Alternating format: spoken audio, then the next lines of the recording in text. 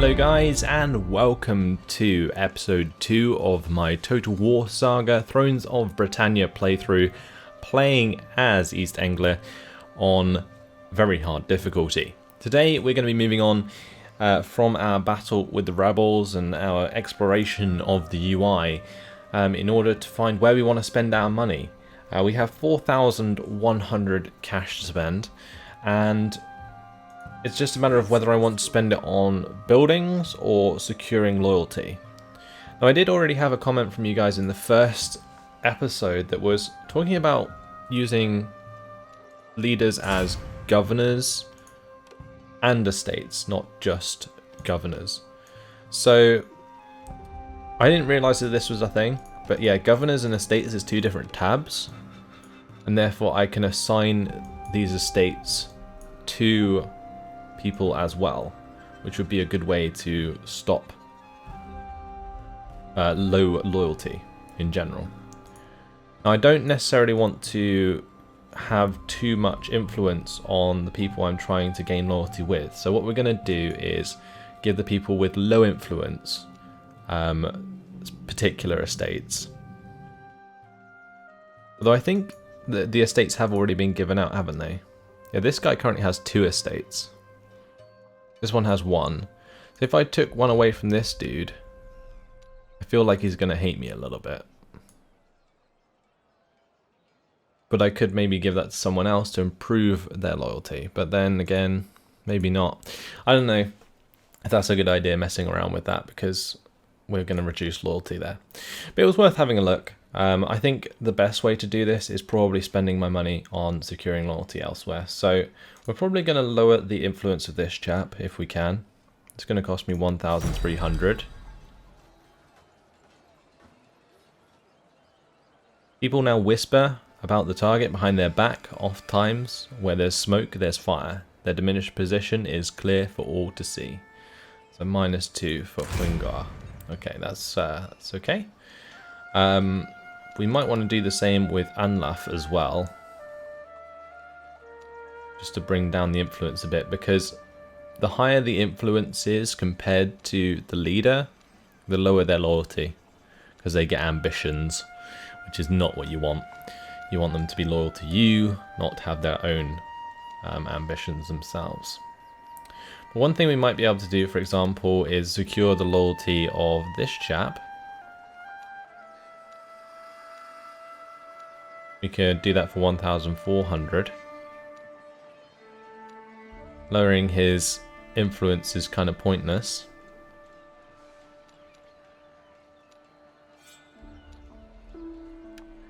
Oh, I can assign offices. That's something that I hadn't looked into either. Okay, right, there's just so much stuff. I thought I'd gone through all the UI, but apparently not. So we're gonna do that now. Let's see what's assigned. So this guy's the King's Captain. This guy's the Justica. That's already giving us +2 influence and +2 loyalty. So he's got -1 because he is more influential than the leader. I see. And this guy's the Chamberlain. So they're already assigned as well. I don't know what I can do about this. I don't want to put too much money into it. So we're just going to let them be low loyalty. As long as they're not 0, they won't rebel, as far as I'm aware. But let's have a look at where we can put this cash in buildings. Also, we want to build up our army. So we'll start off by choosing what troops we want in the army. And then from there, we will look at buildings. So these are all of our available units, including the ones that are currently locked. Honestly, the unit roster seems relatively small, which I'm a little bit worried about. But one thing I think this army does need is some cav.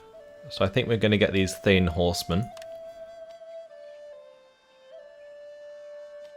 That's going to cost me 10 food, an 88 upkeep, and 672 of my 2,700 cash. It's nice that it does tell you all of that. I think it'd be good to get some Anglian raiders.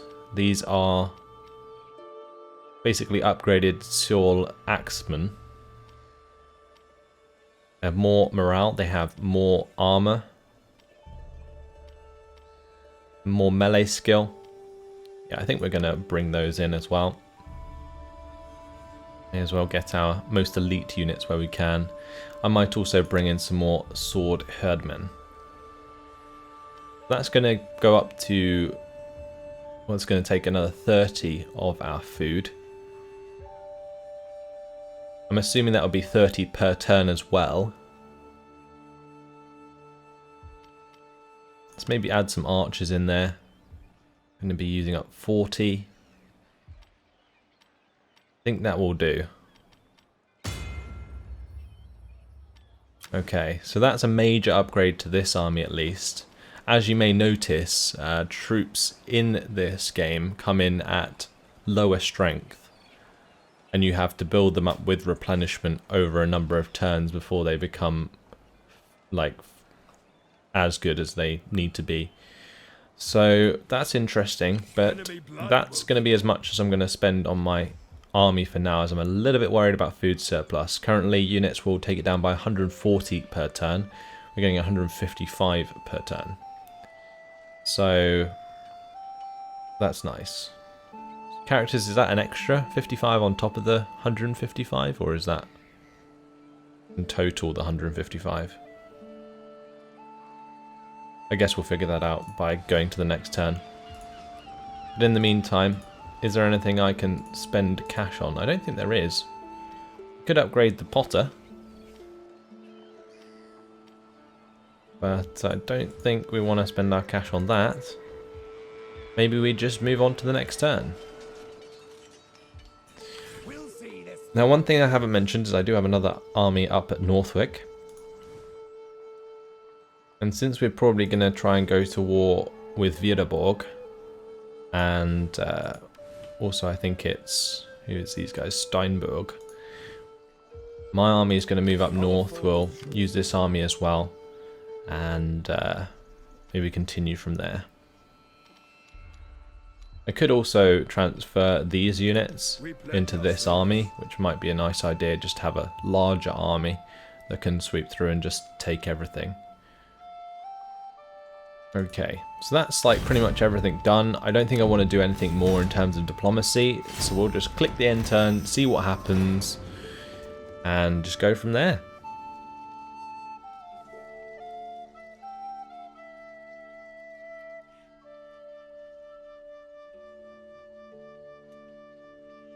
So we're not seeing any movement as such. That was a very quick end turn. Once certain requirements have been met. Visit the technology screen to browse. Okay, so she's talking about me unlocking different technologies, of which I have unlocked none yet, which is rather irritating, but either way, that's fine. Let's have this chap move up towards... Vierborg, maybe? The thing is, I want to kind of jump between my settlements where I can, because then my replenishment will stay up. However, I'm not sure I need a huge army to do this, so I think we're just gonna move towards them and then just take Elig and then go and attack Hunt Danon. Okay. So this army, therefore, should come over and meet him. So we'll do that. Due to our mission completing as well, our public order across the board is fixed for now. So I don't have to worry about any places that did have minus public order previously. Now this turn I am thinking that I'm going to upgrade my farms and so on. So let's see what these give us. So we have land clearance, that gives us food production and income from farming. It also gives us extra supplies. Sheep pastures give us just money from the market income and cloth production, which improves trade. We have a brine spring which produces more salt and gives us more income for industry and market. Also a little bit of food production. Fishing hamlet gives us, wow, quite an increase in food production and extra income from farming. Over in Suffolk we have Otter, which increases market income. The beach market improves food income and extra trade percent faction wide. Okay. Also gives us extra market income in all adjacent provinces. This is just fields again.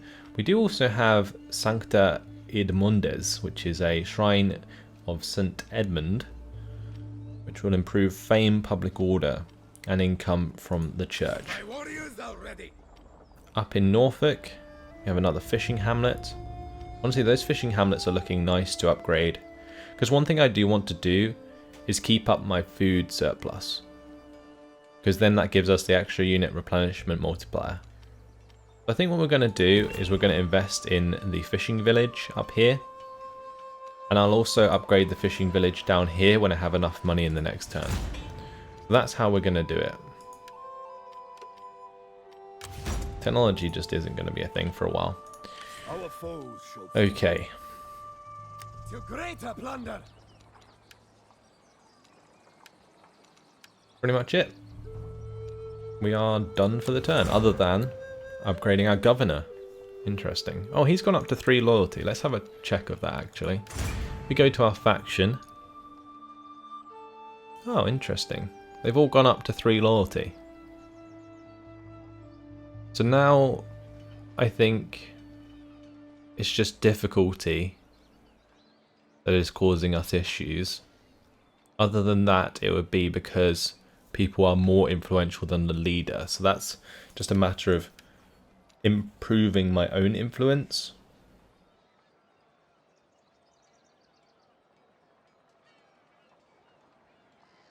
How do I go about doing that? Holding more estates? And character traits and offices. Okay. So when we take this new land, I guess I'll hold on to it to myself, and then maybe that will improve my influence enough for those other guys to not dislike me because of it. Either way, this governor, we need to choose what we want to do with him. So he doesn't need to be a champion. Scribe would make sense since he is a governor. That would give us minus construction costs and minus corruption. The other thing that would be good is zeal for the extra public order in the local province. And we can get that from the bard. Forager gives us extra food production in the local province and extra unit replenishment for armies in that province. Where is he the governor of? Of East Sax. I'm assuming this is this guy. Yeah. So this was the one that was struggling with public order before the event. In which case, I think we're just going to give him a bit of zeal for now. We'll go for the bard there. That now should improve public order to 6. Yes, there we go. Brilliant. So it looks like I've got the management sort of sorted now.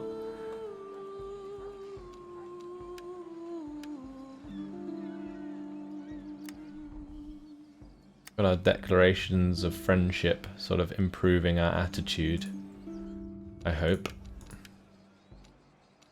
Otherwise, it's just a matter of moving on to the next turn.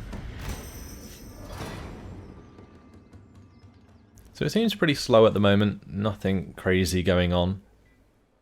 I'm assuming when we get hit by West Sax, that's when it's going to really take off. Like that's when the campaign's going to just go crazy. We're going to have some big battles, I'm sure. Right, governor, I'm assuming leveled up again. Yep. He's got +6 zeal, which is insane. Now, honestly, what we could do with this chap is make him a priest so that he gets extra loyalty. But I think what we're going to do instead is probably go for like scribe. I think that would be a better thing to do. Or forager. Scribe would be better for now though. So let's do that. Now we can build the fishing village further down. Grab that. And our army is heading towards Videborg. Now this is their army. It's looking actually relatively scary. Is that the Videborg army? No, that's Videborg. Okay. So Videborg is there. Are they at war? Possibly. We'll see this through. I need to check diplomacy if that's the case. Let's jump into our diplomacy. Have a look at Videborg. They are enemies with the Videborg. Okay. We best hurry up and take Illig then. Let's go. We pledge our service. Let's go. The idea here is I'm probably just going to give the troops to this army. Then I'm going to have my leader just follow us into battle. So that he gets experience from the battle as well. Because we will want to continue to raise his experience and make him another good leader. And why is the public order here dropped all of a sudden?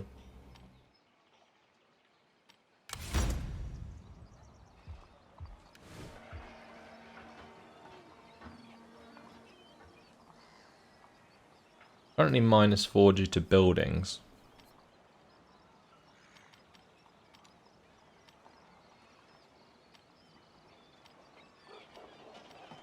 There's no way in these buildings that I can change that, right?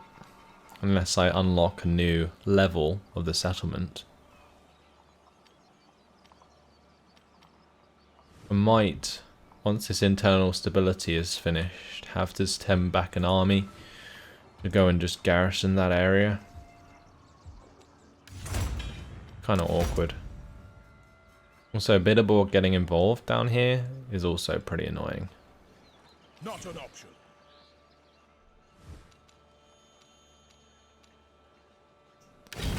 What's Steinborg doing? They don't have any allies. I'm thinking maybe I'll take that.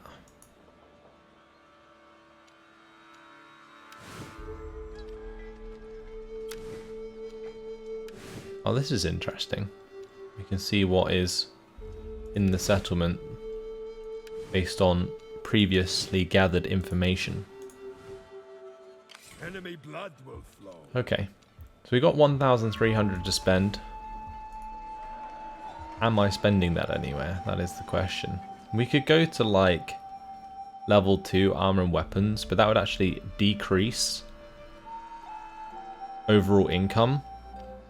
It would give us plus 15% industry income in general, but would remove 220 from the treasury every turn, I'm assuming.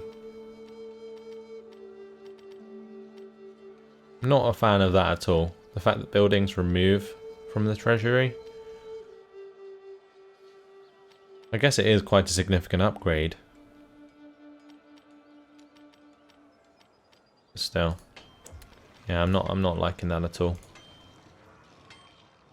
Now the next thing to do would be to maybe upgrade this, the beach market, to get the extra trade. That would probably improve our income quite a bit. Or I could maybe upgrade here. We could get a sheep herd. That actually affects adjacent provinces as well. Let's do that. Try and improve our economy a bit so I can support some more men. And also that will bring in more food, which also allows us to support more men. And that's pretty much, I think, what our entire playthrough is going to be about, is just supporting large armies and using those to conquest.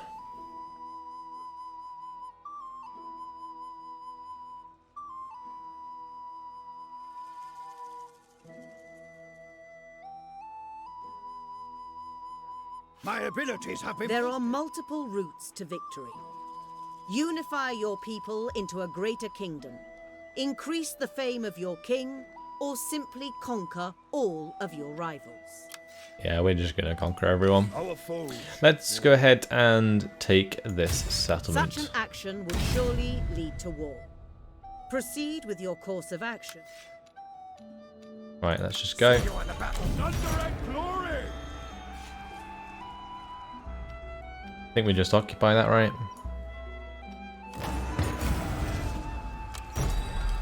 We didn't even have to fight for it. Go native. Here, King English.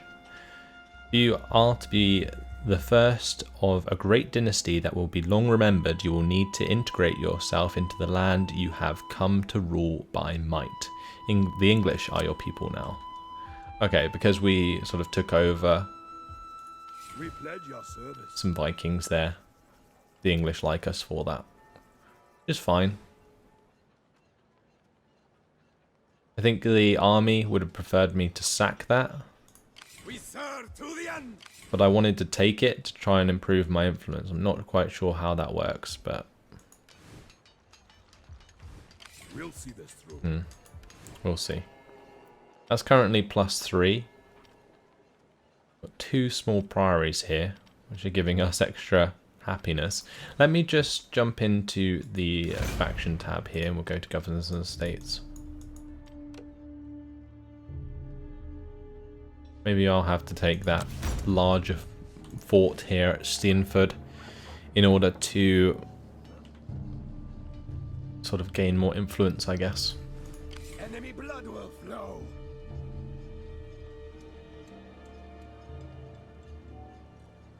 I think what's been happening here is it's just been sacked over and over again. Rely on us. Maybe what I should have done is sack it and then take it.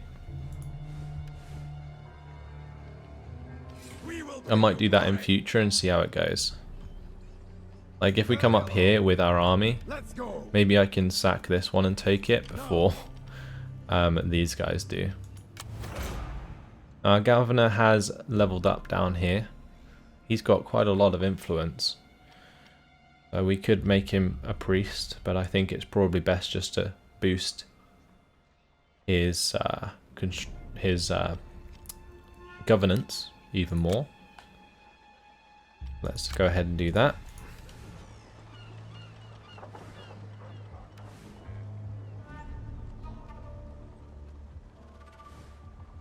Okay.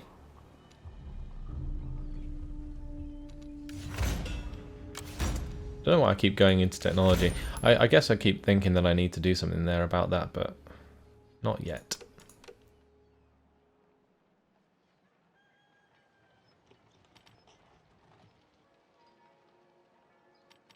One thing I will need to do something about is this happiness in general, which is rather frustrating.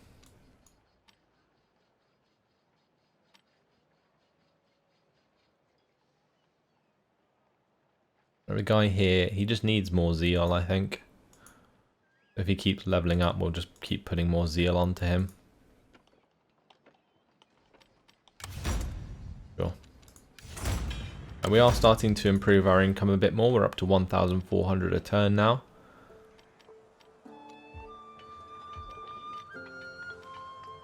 We pledge our service. I think we're going to push for a sheep herd here as well at Ailhem. Okay, Enemy blood will flow. we'll do. Getting some nice replenishment here this turn. Also tempted to recruit myself some more troops.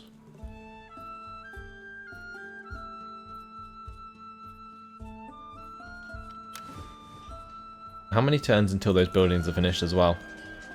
3 more turns. Wow, they take a while to build, don't they? I think in general this campaign is going to be quite slow. Let's move on to the next turn.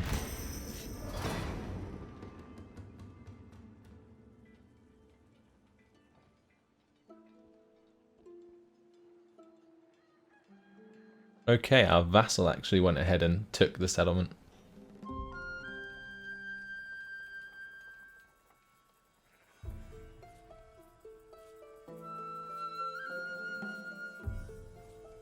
Enemy blood will flow. Here, king. Swords or plowshares?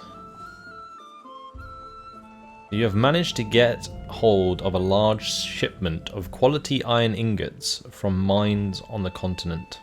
Your first thought is to use it to equip your army by providing new quality arms and armour, but the English peasants who till the land could also put the iron to good use, making better equipment to work their fields with. I think we're going to go forge more weapons. Viking raids. Our scouts are reporting that a small raiding force, Witching, has been seen approaching Britannia from the south. We expect them to arrive within a few months. Oh, okay. Our foes shall fall. I might have to delay my attack up here. Our foes will suffer.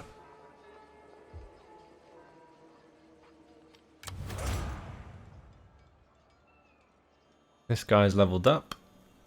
He's currently got -2 governance, which is rather spectacular. But he does give our faction plus 15% research rate. I think we're just going to give him zeal. Just to assist with public order in general.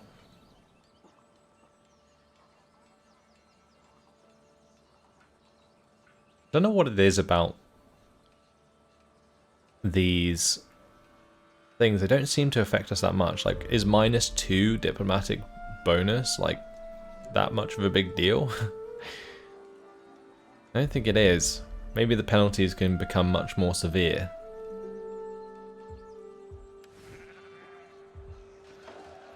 Anyway, we have more money once again. We pledge your service. Maybe what I do is send this army back to defend against the raid.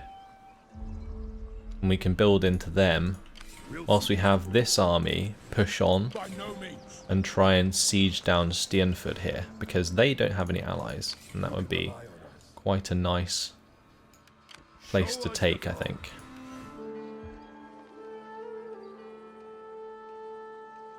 What I might do is grant this to my ally, because it would make sense for them to have that. If I can. I'm not sure if our diplomacy allows us to do that. I don't really want to have to babysit that land if I don't have to. Welcome here. What have you for me? I can't. Okay. Well, that's awkward. And the occupation, I'm assuming, will wear off over time. So the buildings here will make things better anyway, right?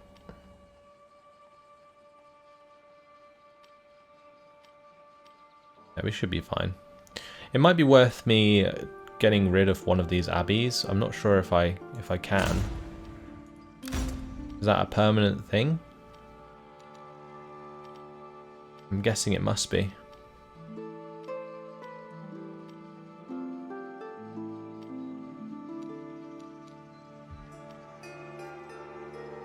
Now that land clearance says +1 estates.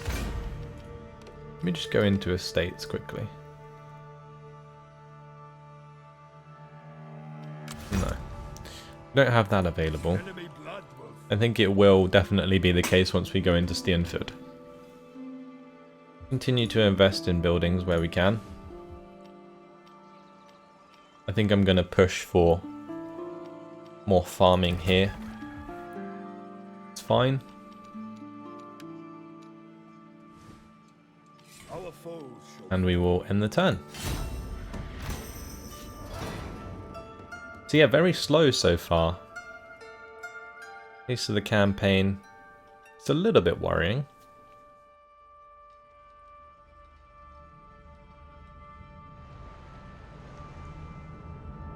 Shame I couldn't sack that other settlement because my vassal decided to take it.